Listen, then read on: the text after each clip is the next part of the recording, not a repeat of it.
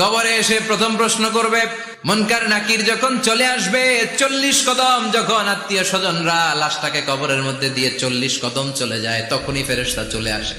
এসেই পরীক্ষা শুরু, মার রব্বুক, তোর রবের নাম কি? আমরা বলবো রব্বি আল্লাহ।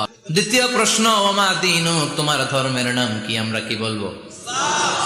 তৃতীয় প্রশ্ন, বিশ্বনবীর চেহারা দেখিয়ে বলা হবে, আতারিফু হাদার রাজুল, এই লোকটারে চিনো নাকি? আমরা বলবো চিনি, আমাদের প্রাণের নবী। সব প্রশ্নের উত্তর তুমি পেরেছো। ফায়ুফসাহু লাহু কবরুহু 70 যিরান, আপনার কবরটারে 70 হাত লম্বা করে দেয়া হবে। ওয়ায়ুফতাহু লাহু বাবুন ইলাল জান্নাহ, আপনার কবর থেকে জান্নাতের দিকে দরজা খুলে দেয়া হবে। ওয়ায়ুলবাসু মিন লিবাসি আহলিল জান্নাহ, জান্নাতের 2টা রেশমি কাপড়ের পোশাক এনে আপনারে পরিয়ে দেয়া হবে। আর বলা হবে, নাম কানাউমিল আরুস, ঘুমাও।